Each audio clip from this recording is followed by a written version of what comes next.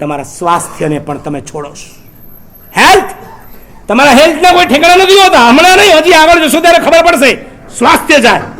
Health, health એટલે કે આરોગ્યને તમે છોડો છો. નંબર 3 એટલે 9, ઊંઘ પણ તમારી મર્યાદિત થઈ જાય છે. નાઇટ, ક્યારેક નાઇટ પાળી પણ કરવી પડે, રાત પાળી, તો તમે કરો છો કે નથી કરતા? સિઝનના દિવસોની અંદર 10-10, 11-11 વાગ્યા સુધી ઊંઘ છોડો, ભોજન છોડો, સ્વાસ્થ્ય છોડો, શાંતિ છોડો છો. અને નંબર 11, આ 10 ને ટક્કર મારે એવી એક પ્રસન્નતા, આ પ્રસન્નતાને પણ તમે છોડી દીધી. સંઘર્ષો માર્યો છે. સતત સ્ટ્રગલને કારણે તમારું જીવન આખું સંઘર્ષમય થઈ ગયું હોય છે. તમારા જીવનમાં પ્રસન્નતા નથી. હું તમને પૂછું, તમારી પાસે હેપીનેસ છે કે રિચનેસ છે? રિચનેસ એટલે શ્રીમંતાઈ, હેપીનેસ એટલે પ્રસન્નતા. આ બે છે ને ક્યારેક પેરેલલ રહી શકતી જ નથી. મુકેશ અંબાણી, અજીમ પ્રેમજી, ટાટા, કુમાર મંગલમ, કેટલા નામ આપું? ઉપર જાઓ હજી. વોરન બફેટ, સ્ટીવ જોબ્સ, આ બધાની પાસે કદાચ રિચનેસ છે, હેપીનેસ.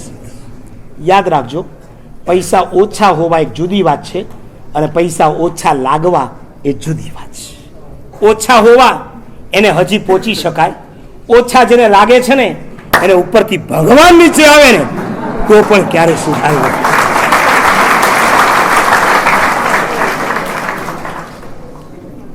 સંપત્તિએ તમારી 4 લાઈફને ડિસ્ટર્બ કરીશ. નંબર 1, સંપત્તિએ તમારી 4 લાઈફ ડિસ્ટર્બ કરી નાખીશ. નંબર 1, તમારી સોશિયલ લાઈફ. રૂપિયા કમાતા થઈ જશો પછી તમે સમાજના કોઈ પ્રસંગમાં જલ્દીથી નહીં જાઓ. જશો, તમે મેરેજમાં જશો ને તો પણ આમ દોડતા દોડતા તમારે કોઈ સમાજમાં તમારો સગો કોણ છે એની તમને ખબર નથી હોતી. આજે અહીંયા ઘણા એવા હશે કે જેને જરાક નજીકના સગા કહી શકાય ને એની એને ખબર ના હોય, એની ખબર ના હોય.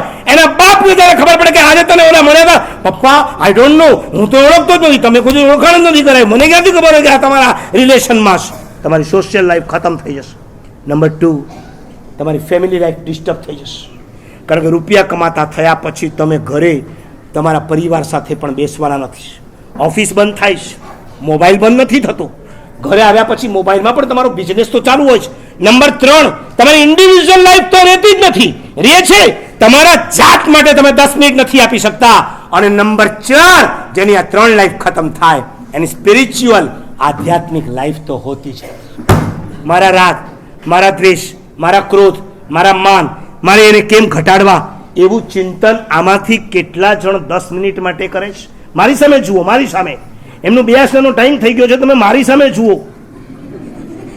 બોલો ભાઈ, તમારા માટે 10 મિનિટ કાઢો કે આજે મેં આખા દિવસમાં મમ્મીની સામે હું કેટલા જોરથી બોલીશ, મારી બહેનની સાથે મેં કેટલી ફાઇટ કરીશ, હું મારા ભાઈની સામે બોલ્યો, મેં મારા પપ્પાને સામે જવાબો આપ્યા. એના પછી તમને કઈ ગિલ્ટી ફીલ થાય છે? અને થયું તો તમે સોરી કીધું ત્યારે તમારો ઈગો પાછો બહાર આવી જાય. બસ બસ બસ, આ વખતે નહીં, હવે બીજી વાર થાય ને ત્યારે આપણે એમને ખમાવી દઈશું.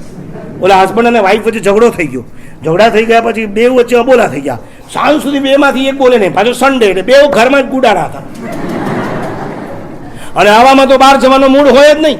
ઓલીથી રહેવાનું નહીં, એને તો સારું આ ખોટું થાય પણ કરે શું? પછી એને જ પહેલ કરી ગઈ. જો સાંભળો, હવે આપણે બધું જે થઈ ગયું ભૂલી જાઓ, થોડુંક મન હું ઉદાર રાખું, તમે થોડુંક ઉદાર રાખો. એટલે ઓલો કે શું કરવાનું? બસ તમે મને માફી આપી દો ને હું ઉદાર દિલથી તમને ક્ષમા.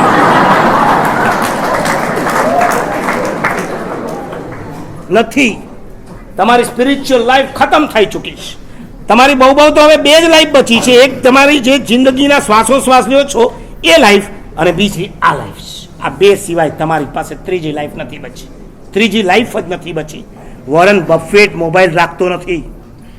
વોરન બફેટ જે દુનિયાનો રિચેસ્ટ મેન કહેવાય, રિચેસ્ટ, વર્લ્ડનો રિચેસ્ટ મેન, મોબાઈલ રાખતો નથી. નંબર 2, ટીવી જોતો નથી. અને નંબર 3, પોતાની ગાડી પોતે જાતે ચલાવે છે, એને ડ્રાઈવર પણ રાખ્યો નથી. તમે એમ નહીં કહેતા કંજૂસ હશે, મખીચૂસ હશે, આવી રીતના એને પૈસા ભેગા કર્યા હશે? ના. તમને તો ભાઈ તરત જ જવાબ સૂજી જાય નહીં. જાણે આમ બોર્ડની એક્ઝામ આપવા બેઠા છો ફટાફટ જવાબ આપી દેવાના નહીં. આ માણસ એમ દુનિયાને બતાવવા માંગે છે તમારું કામ તમે તમારી જાતે સેલ્ફ, કોઈના ઉપર ડિપેન્ડ નહીં, તમારું કામ તમારી જાતે કરો.